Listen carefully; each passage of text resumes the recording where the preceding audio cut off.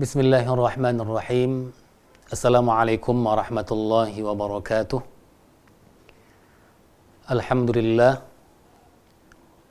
Alhamdulillahilladzi nazzal furqana ala 'abdihi liyakuna lil 'alamin nadhira.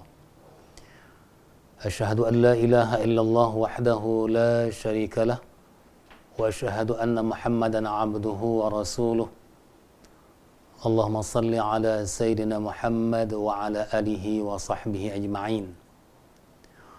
Faqala Allah Ta'ala fil Qur'anil Karim, a'udzu billahi minasy syaithanir rajim. Bismillahirrahmanirrahim. Wa ma arsalna min qablika illa rijalan nuhi ilaihim min ahlil qura. Shadaqallahul azim. Pemirsa Kompas TV yang dirahmati Allah Subhanahu wa Ta'ala. Dalam kesempatan ini saya ingin menyampaikan satu tema yang disebut dengan menjadi muslim kota. Kenapa harus kota? Karena kota adalah bentuk dari peradaban. Ada dua istilah yang selalu digunakan, yang disebut dengan hadarah dan lawannya adalah badawah. Hadarah berarti orang kota, sedangkan badawah artinya orang badui atau orang kampung. Pemirsa, yang dimaksudkan dalam tema ini orang kota dan orang kampung bukanlah tempat sesungguhnya, tapi adalah sikap atau perilaku seseorang yang menunjukkan bahwa dia adalah orang yang berperadaban atau tidak. Pemirsa Kompas TV yang dirahmati Allah Subhanahu wa Ta'ala, bahwa semua ajaran agama ingin menciptakan sebuah peradaban dalam bentuk yang luas tentunya, tidak hanya dalam sebuah tempat tapi dalam bentuk yang sangat luas sampai ke seluruh dunia. Dan itu menjadi salah satu syarat yang disebut dengan peradaban ketika ada sesuatu, apakah yang bersifat materi, apakah yang bersifat seni, apakah yang bersifat bentuk dari perilaku kita yang diakui oleh semua orang, tidak hanya satu orang atau satu kampung saja, maka itu disebut dengan peradaban. Ketika sesuatu yang menjadi baik diakui oleh satu kelompok saja, maka disebut dengan budaya. Pemirsa, bahwa seluruh ajaran agama Islam menghendaki terjadinya peradaban, terbentuknya peradaban yang kita sebut dengan peradaban kota. Mengapa? Karena diturunkannya Rasul pun dalam rangka untuk menciptakan peradaban manusia, agar manusia menjadi penduduk atau umat yang berperadaban. Maka dalam surah Yusuf ayat 109 Allah menyebutkan, wa ma arsalna min qablika illa rijalan nuhi ilaihim min ahlil qura. Tidak aku utus Rasul sebelum Muhammad kecuali lelaki yang diberikan wahyu kepada kamu atas mereka dari orang kota. Pemirsa, ternyata kalau kita lihat dari ayat ini bahwa seluruh nabi itu adalah orang kota. Orang kota dalam artian bahwa orang yang berperadaban. Karena apa? Karena memang tugas kerasulan adalah menciptakan peradaban. Pemirsa Kompas TV yang dirahmati Allah Subhanahu wa Ta'ala, dalam Al-Quran banyak sekali kota yang disebutkan oleh Allah. Apakah kotanya langsung atau dalam bentuk makna yang diartikan atau dimaknai dengan kota. Sebut saja misalnya Al-Madinah, yakni berarti kota. Kota Madinah atau kota secara umum. Ada juga yang disebut dengan kota Misr atau kota Mesir. Paling tidak ada 10 kota yang disebutkan oleh Al-Quran. Tetapi pemirsa, ada istilah kota yang disebutkan yang menunjukkan bahwa artinya adalah kota secara umum, yakni Al-Qura, yang merupakan dari bentuk jamak dari Al-Qaryah. Dalam banyak ayat Al-Quran disebutkan bahwa kalimat Qaryah atau Qura itu dikaitkan dengan bentuk-bentuk kondisi-kondisi masyarakat yang ada ketika itu. Ada qaryah yang dirahmati Allah Subhanahu wa taala, qaryah yang diberikan banyak kemakmuran, keberkahan, tapi juga banyak ayat Al-Qur'anul Karim yang menyebutkan negeri-negeri atau kota-kota yang diluluh lantakkan atau dihancurkan oleh Allah Subhanahu wa taala karena penduduk kota itu tidak beradab atau tidak memiliki peradaban, sehingga dalam banyak ayat disebutkan juga bahwa kota-kota itu dihancurkan oleh Allah Subhanahu wa taala akibat dari kezaliman mereka, akibat dari kefasikan mereka, akibat dari perbuatan-perbuatan yang merusak alam, merusak ketauhidan, merusak sendi-sendi kehidupan manusia, sehingga Allah menghancurkan kota-kota tersebut. Lawan dari yang disebut berperadaban, maka apa yang disebut dengan orang Badui atau orang desa, atau yang disebut dengan Badawah. Mengapa disebut dengan orang kampung, ya, atau orang desa? Karena mereka tidak punya peradaban, mereka tidak taat hukum, mereka tidak saling menyayangi, mereka bahkan saling bermusuhan, bahkan saling menghancurkan atau membunuh di antara satu dengan yang lainnya, yang akhirnya membuat kota tersebut menjadi kacau, kota tersebut menjadi rusak, kota tersebut menjadi tidak berperadaban lagi, yang akhirnya kota tersebut dihancurkan oleh Allah Subhanahu wa taala. Dalam Al-Qur'an, pemirsa, orang yang disebut dengan kampungan itu, atau orang yang tidak memiliki peradaban itu disebut dengan orang Badui, sedangkan sifatnya adalah Badawah, dan itulah yang sering kita sebut dengan suku Badui, karena mereka tinggal di tempat-tempat yang jauh dari perkotaan dan tidak berkaitan hanya dengan tempatnya yang jauh dari perkotaan Mekah misalnya, tetapi sesungguhnya sifatnya yang kampungan, sifatnya yang memalukan, sifatnya yang tidak berperadaban itu sesungguhnya yang menyebabkan mereka disebut dengan suku Badui. Satu kisah yang selalu kita dengarkan, bahwa ada seorang Badui yang datang ke masjid Nabi ketika Nabi dan para sahabat sedang berbicara, bercengkrama. Lalu dia datang ke masjid dan masuk ke masjid, kemudian kencing di masjid, membuang air di masjid. Spontan saja para sahabat, terutama Umar bin Khattab, ingin menghardiknya. Lalu Rasul mengatakan, jangan kamu hardik, karena sesungguhnya dia adalah orang kampung, orang yang tidak mengetahui tata krama dan bagaimana seharusnya dia bersikap.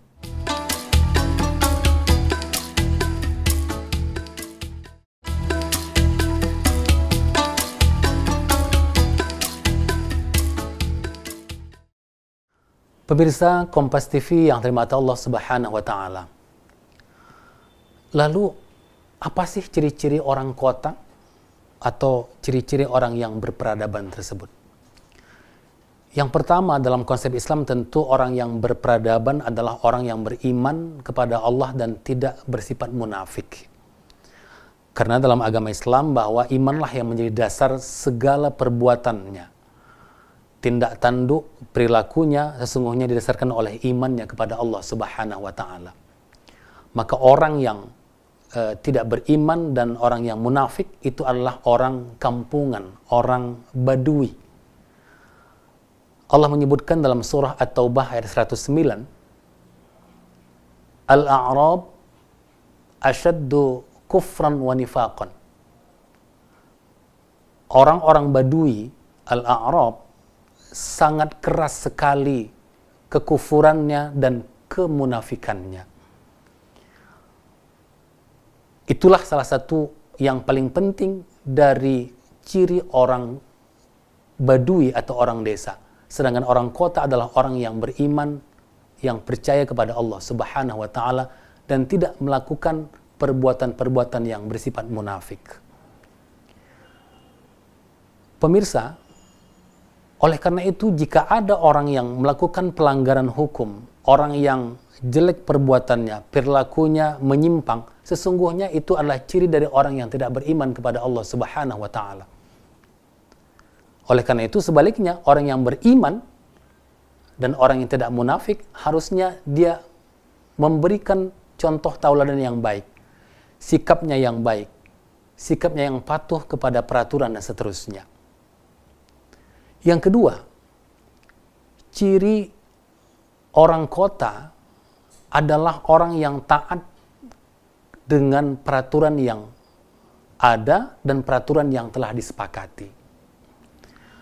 Dalam kehidupan kota misalnya, maka ada lampu hijau, kuning, merah misalnya.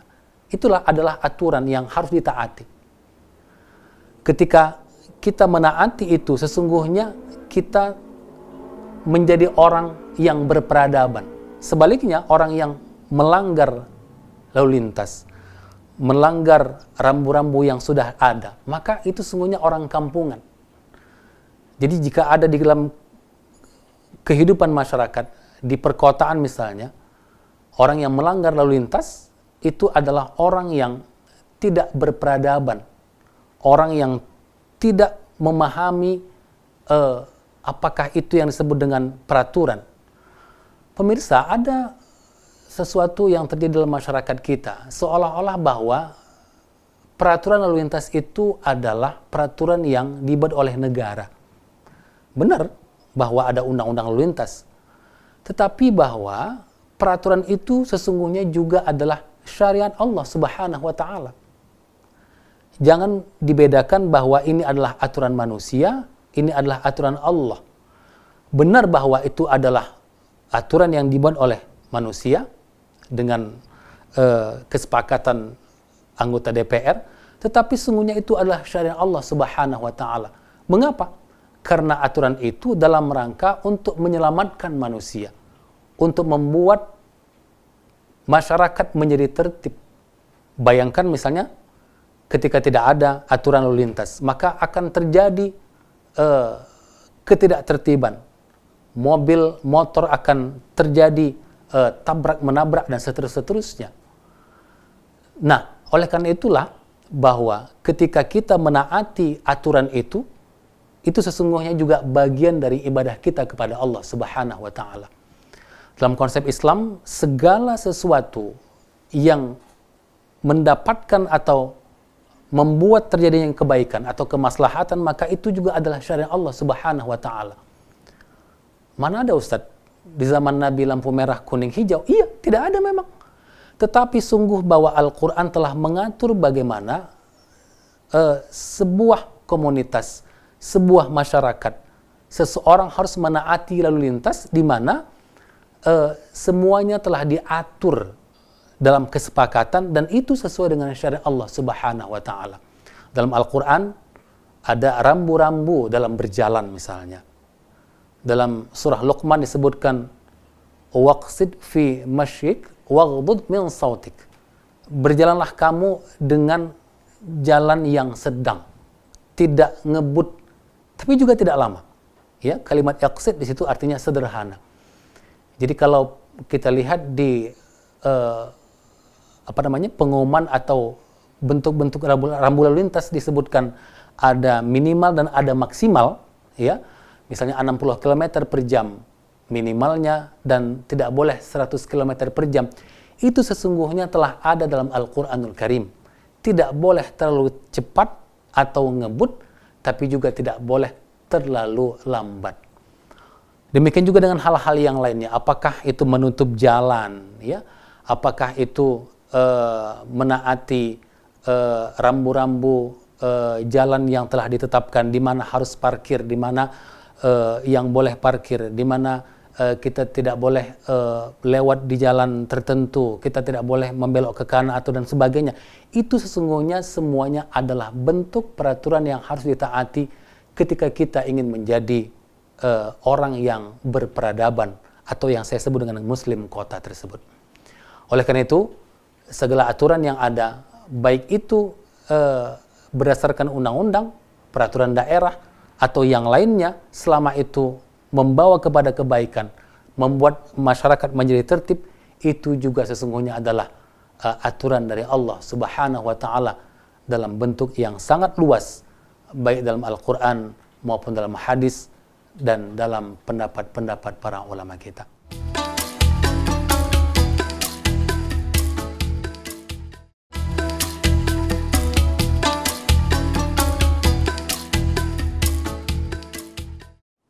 Pemirsa Kompas TV yang dirahmati Allah Subhanahu wa taala. Ciri orang kota adalah masyarakat yang selalu menghargai satu dengan yang lain. Baik dalam hubungan individual maupun dalam bentuk hubungan komunal misalnya. Apakah individu dengan individu, apakah dalam kelompok-kelompok tertentu, maka satu dengan yang lainnya, kelompok satu dengan kelompok yang lainnya, agama satu dengan agama yang lainnya, ras yang satu dengan yang lainnya adalah saling menghargai. Maka bentuk menghargai ini dalam banyak hal, apakah dalam pergaulan sehari-hari, tidak saling mengeraskan suara misalnya, tidak berteriak-teriak misalnya, tidak suka mengatakan sesuatu yang membuat orang lain menjadi tersinggung misalnya. Itu adalah ciri-ciri orang yang berperadaban. Maka dalam keseharian jika ada orang yang tidak sopan, tidak menghargai, suaranya keras, suaranya membuat bising, itu sesungguhnya bisa kita sebut dengan orang kampungan itu. Sebaliknya, orang kota itu adalah orang yang berperilaku yang sederhana, berperilaku yang lembut, satu dengan yang lainnya saling menghargai. Ketika ada butuh pertolongan satu pihak atau satu komunitas tertentu, maka dia selalu menolong. Kenapa?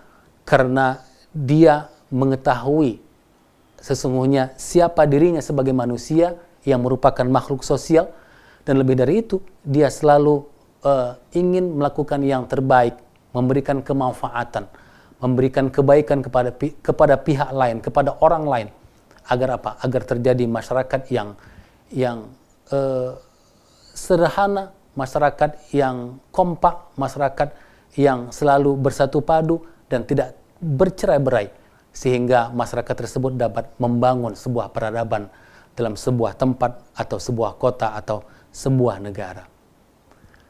Ini yang kedua. Pemirsa, ciri yang ketiga, masyarakat perkotaan, masyarakat yang melakukan perbuatan, melakukan aktivitas, bersikap, dan bernalar berdasarkan rasional. Tidak berdasarkan hal-hal yang mistis. Mengapa? Karena ketika perbuatan kita, sikap kita berdasarkan hal-hal yang mistis, ada hal-hal yang tidak rasional, yang membuat perbuatan-perbuatan tersebut bukannya membuat sesuatu kehidupan kita menjadi produktif, sebaliknya perbuatan kita itu akan menjadi kontraproduktif. Apakah masyarakat menjadi rusak misalnya, masyarakat menjadi bercerai-berai misalnya, tapi masyarakat perkotaan atau masyarakat yang berperadaban adalah masyarakat yang tidak melandaskan perbuatan-perbuatannya berdasarkan hal-hal yang mistis. Bahwa agama Islam, ya, dan juga mungkin agama yang lainnya, adalah agama yang berdasarkan rasionalitas. Perintah-perintah, larangan-larangan yang telah ditetapkan oleh Allah Subhanahu wa taala bukan bersifat mistis, bukan sesuatu yang irrasional, tetapi semuanya rasional dalam rangka untuk menciptakan kehidupan manusia yang bermartabat, kehidupan manusia yang baik, kehidupan manusia yang tertib, yang damai, yang sejahtera. Kenapa? Karena memang agama diturunkan kepada manusia, dan manusia dibekali oleh Allah Subhanahu wa taala dengan akal. Akal adalah salah satu nikmat yang sangat besar diberikan Allah Subhanahu wa taala. Oleh karena itu, guidance-nya, ya, manual books-nya, yakni Al-Qur'an dan Al-Hadis, tentu adalah aturan-aturan yang bersifat rasional. Mengapa hal ini saya tekankan? Karena terkadang dalam masyarakat kita ada hal-hal yang bersifat mistis yang menjadi landasan kehidupannya, landasan perbuatannya. Padahal seluruh ajaran agama adalah bersifat rasional. Hadis-hadis Rasul ketika Rasul menjawab pertanyaan-pertanyaan tidak bersifat mistis, tapi semuanya bersifat rasional. Jikapun ada yang dikatakan manusia atau dirasakan oleh manusia, kenapa bisa begini? Justru bukan agamanya yang tidak rasional, tapi manusianya yang belum sampai akal budinya, akal fikirannya memahami mengapa hal ini dilarang dan mengapa hal ini diperintahkan oleh Allah Subhanahu wa taala. Oleh karena itu, pemirsa Kompas TV yang dirahmati Allah Subhanahu wa taala, masyarakat perkotaan atau masyarakat berperadaban, maka semua tindak tanduknya, semua perilakunya berdasarkan syariat Allah, Al-Quran dan Hadis dan para pendapat ulama, dan itu semuanya rasional dalam pikirannya. Sehingga apa? Sehingga perbuatan yang dia lakukan, perilaku yang dia lakukan di tengah-tengah masyarakat pasti akan diterima oleh masyarakat karena semuanya memiliki akal yang telah diberikan Allah Subhanahu wa taala, dan tentunya semuanya akan bersepakat untuk melakukan hal yang terbaik, saling memberikan kemanfaatan, saling menghargai, sehingga terbentuk sebuah masyarakat yang madani, masyarakat yang tertib, masyarakat yang sejahtera, yang diidam-idamkan oleh semua orang. Oleh karena itulah, Ramadan yang sedang kita jalani ini sesungguhnya mendidik kita untuk berperilaku sebagai orang kota, orang yang berperadaban, karena Ramadan mengajarkan kepada kita untuk taat terhadap hukum. Kapan kita berbuka, kapan kita harus sahur, kapan kita melakukan sesuatu dan sebagainya. Ramadan justru mengajarkan kita untuk saling menghargai, empati kepada orang lain, berbicara dengan lemah lembut. Kenapa? Karena kita merasa diawasi oleh Allah Subhanahu wa taala. Dan lebih dari itu, semua syariat Allah termasuk puasa Ramadan sesungguhnya sangat rasional sekali dalam rangka menciptakan kesehatan manusia, dalam rangka membuat manusia atau kelompok manusia menjadi saling menghargai. Kenapa? Karena semuanya sesungguhnya sesuai dengan fitrah kemanusiaan itu sendiri. Mudah-mudahan kita termasuk orang-orang yang dapat menjadi orang kota atau berpredikat orang kota dan bukan orang kampungan, orang desa, orang badui yang tidak menaati hukum, yang tidak menghargai dan selalu saja berbuat segala sesuatu berdasarkan mistis dan seterusnya. Barakallah, terima kasih dan mohon maaf. Wassalamualaikum warahmatullahi wabarakatuh.